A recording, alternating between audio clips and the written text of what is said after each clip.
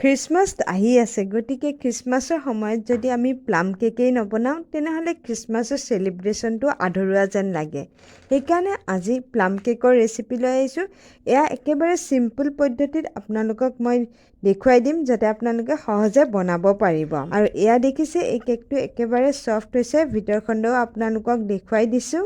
মোৰ নিচিনা perfect plum cake বনাবৰ কাৰণে মই যি টিপছ আৰু ট্ৰিক্স আপোনালোকক ভিডিঅ'ৰ মাজে মাজে দেখুৱাই দিম সেয়া আপোনালোকে ফ'ল' কৰিব, তেতিয়া আপোনালোকৰো একেবাৰে পাৰফেক্ট প্লাম কেক ৰেডি হৈ যাব। মই পৰিস্মিতা ৰেচিপিছ এণ্ড লিভিঙত আপোনালোক সকলোকে স্বাগতম জনাইছোঁ। আৰু মোৰ ভিডিঅ'বোৰ চাই যদি ভাল লাগে তেনেহ'লে লাইক শ্বেয়াৰ কৰি দিব।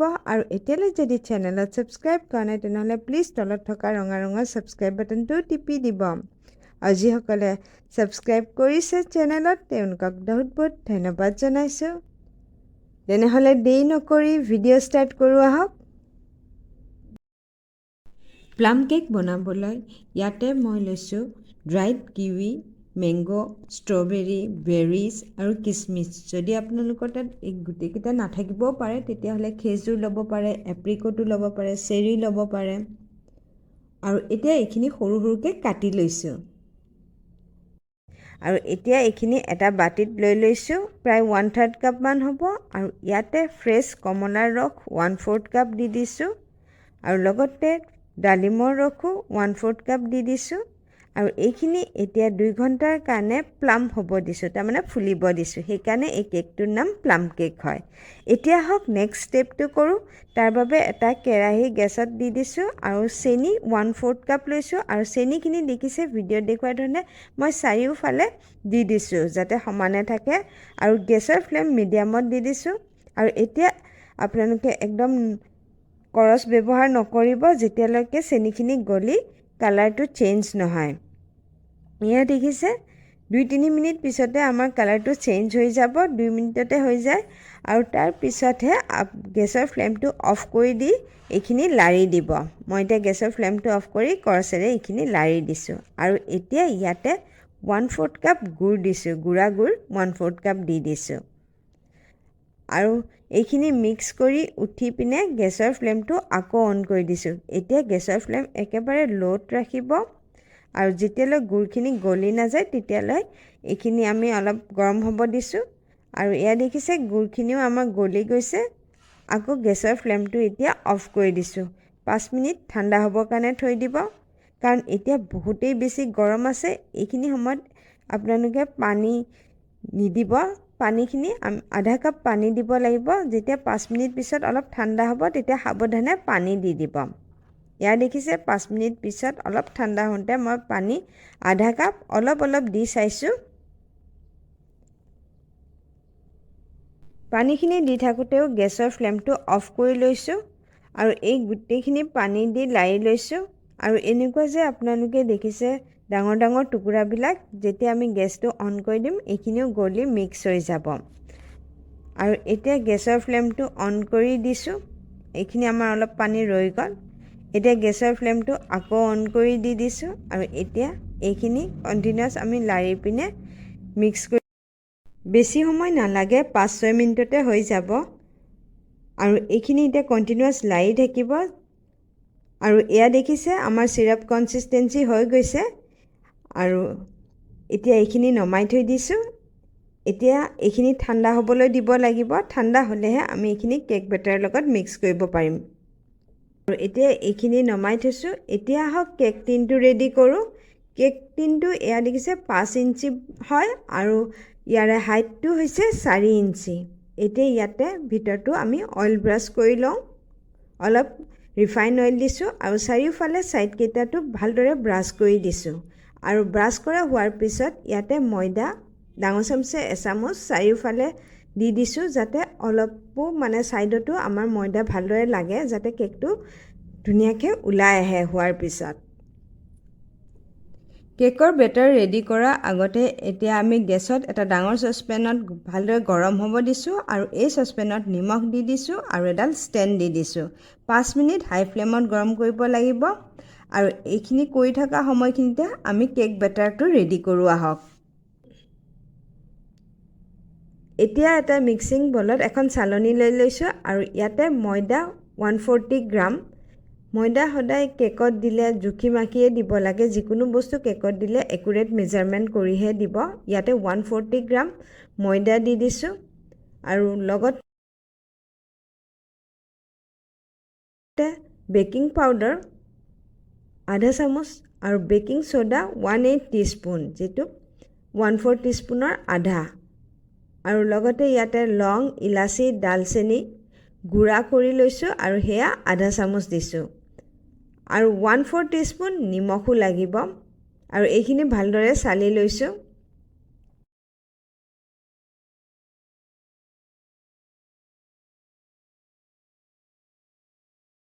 এতিয়া সেইখিনি ছাইড কৰি থৈ দিছোঁ। এতিয়া যিখিনি আমি ফলৰ ৰসত ডুবাই থৈছিলোঁ, এয়া দেখিছে কিচমিচ, বেৰী, ষ্ট্ৰবেৰী এইবিলাক ফুলি আহিছে। আৰু এতিয়া এইখিনি আমি চেকি লৈছোঁ।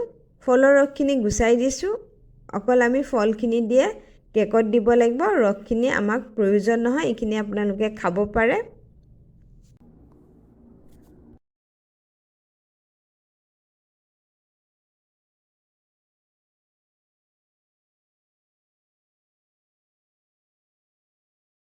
আৰু এয়া আমাৰ গুড় আৰু চেনিৰ চিৰাপটো ঠাণ্ডা হৈ গৈছে। একেবাৰে ঠাণ্ডা হ'লেহে কেক বেটাৰত ইউজ কৰিব। আৰু এতিয়া গুড় আৰু চেনিৰ যিটো চিৰাপ আমি বনাইছিলোঁ ইয়াতে ঢালি দিছোঁ। এইটো দিলেহে আমাৰ প্লাম কেকৰ যিটো কালাৰ আহে সেইটো ইয়াৰ পৰাই আহে। আৰু লগতে ছানফ্লাৱাৰ অইল 120 গ্ৰাম, 60 গ্ৰামকৈ মই দুবাৰ দি দিছোঁ।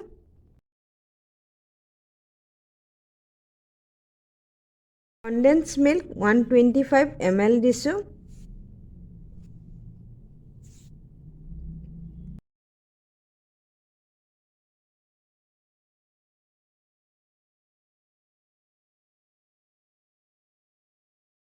আৰু এইখিনি ভালদৰে মিক্স কৰি লৈছোঁ।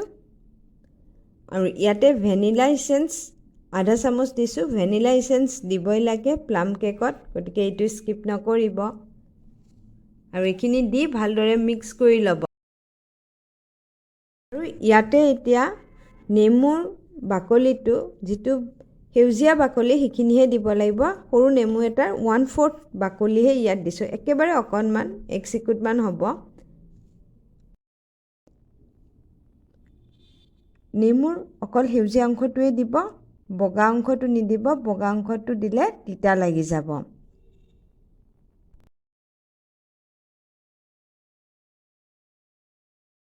আৰু ঠিক সেইধৰণে কমলাৰ বাকলিও এপিঞ্চ আমি ইয়াতে দি দিছোঁ। চাব যাতে কমলাৰো বগা অংশটো নাহে। বগা অংশটো যদি যায় তেতিয়া কেকটো তিতা হৈ যাব। গতিকে অকল যিটো অৰেঞ্জ কালাৰৰ হয় সেইখিনিহে দিব। ঘূৰাই ঘূৰাই মই ভিডিঅ'ত দেখুওৱা ধৰণে এই ধৰণে কৰিব। এতিয়া আমাৰ যিখিনি ড্ৰাই ইনগ্ৰিডিয়েণ্ট আছে সেইখিনিৰ লগত আমি এতিয়া যিখিনি লিকুইড ইনগ্ৰিডিয়েণ্ট আছে সেইখিনি ইয়াতে ঢালি দিছোঁ। কিন্তু একেবাৰতে দিয়া নাই, অলপ দি পিনে চাই লৈছোঁ আৰু তাৰপিছত দি দিব। আপোনালোকে এইখিনি একেলগে নিদিব, অলপ অলপকৈ 3 বাৰত দি দিব। আৰু এইখিনি ভালদৰে মিক্স কৰিব। ময়দাৰ এয়া দেখিছে, ময়দাৰ সৰু সৰু এনেকুৱা থাকি গ'লে বেয়া লাগিব, গতিকে মিক্সটো ভালদৰে কৰিব।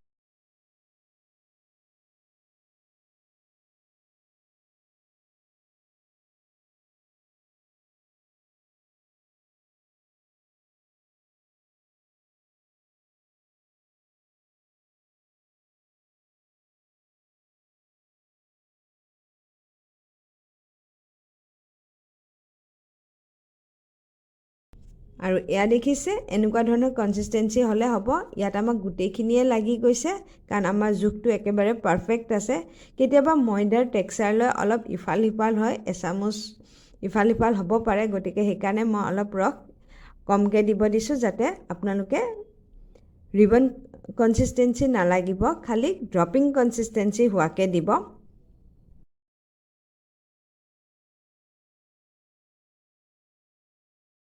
আৰু ইয়াতে কাজু এমুঠি সৰুকৈ কাটি দিছোঁ আৰু এলমণ্ডো এমুঠি সৰুকৈ কাটি ইয়াতে দি দিছোঁ।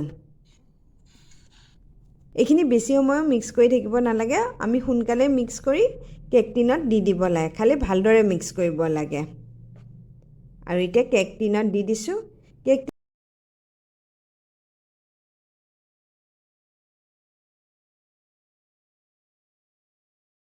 দিনত দিয়েতে আপোনালোকে দেখিছে কনসিস্টেন্সিটো এনেকুৱাই ৰাখিব আৰু তাৰপিছত দুবাৰমান টেপ কৰি দিছোঁ যাতে এয়াৰ বাবলছ যদি আছে কেকৰ বেটাৰত তেতিয়া সেয়া গুচি যায়। এতিয়া আমাৰ এইখিনি আৰু এতিয়া এইখিনি গেছ অভেনত বহাই দিওঁ আহক আৰু গেছৰ ফ্লেমটো একেবাৰে ল'ত দিব আৰু এইখিনি বহাই দি উঠি আমি ঢাকনিখন দি থৈ দিব লাগিব প্ৰায় 1 ঘণ্টা আৰু 40 মিনিট পিছত কেকৰ ঢাকনিখন গুচাই ইয়াতে অলপমান ড্ৰাই ফ্ৰুটছ দি দিছোঁ আৰু খেজুৰ বা আপোনালোকৰ যদি এপ্ৰিকট থাকে সেয়াও দিব পাৰে যি থাকে চেৰি অলপ ওপৰত টুটি ফুটিও দিব পাৰে দেখাত ধুনীয়া হ'বৰ কাৰণে যদি আমি এইখিনি আগেই দিওঁ তেতিয়াহ'লে ভিতৰত সোমাই যাব সেইকাৰণে এইটো টাইমতে আমি দিলে সেয়া ওপৰতে থাকিব। এতিয়াও কেকটো হোৱা নাই এতিয়া লগে আপোনালোকে বেছি সময় নকৰিব লগে ঢাকনিখন মাৰি আৰু থৈ দিব। 1 ঘণ্টাৰ পিছত কেকৰ একেবাৰে মাজত টুথপিকডাল সোমাই দি চাব যদি একো লাগি অহা নাই তেতিয়াহ'লে কেকটো হৈ যাব। মোৰ কেকটো 1 ঘণ্টা 15 মিনিট পিছত হৈছে আৰু মাজত এই ধৰণে টুথপিকডাল দি চাইছোঁ এয়া দেখিছে একো লাগি অহা নাই আমাৰ কেক ৰেডি। এতিয়া কেকটো নমাই থওঁ। 1 ঘণ্টাৰ পিছত কেকটো এবাৰ চেক কৰিব কেতিয়াবা 1 ঘণ্টাটো হয় কেতিয়াবা 1 ঘণ্টা 10 মিনিটো লাগে সেইটো ডিপেণ্ড কৰে আপোনালোকৰ গেছ ষ্ট'ভৰ ওপৰত।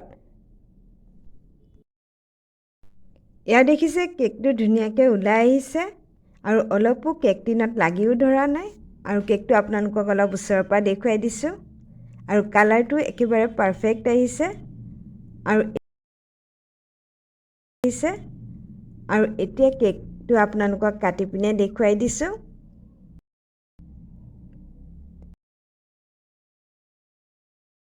একেবাৰে পাৰফেক্ট কেক হৈছে আৰু মই আপোনালোকক কেকটো ভিতৰ খণ্ডও এয়া দেখিছে আমাৰ কেকটো একেবাৰে পাৰফেক্ট হৈছে। ভিডিঅ'টো চাই কেনেকুৱা পালে কমেণ্টত জনাব আৰু এতিয়ালৈ যদি চেনেলত ছাবস্ক্ৰাইব কৰা নাই তেনেহ'লে প্লিজ তলত থকা ৰঙা ছাবস্ক্ৰাইব বাটনটো টিপি দিব। তেনেহ'লে আজিলৈ আহোঁ পুনৰ লগ পাম নতুন এটি ভিডিঅ'লৈ।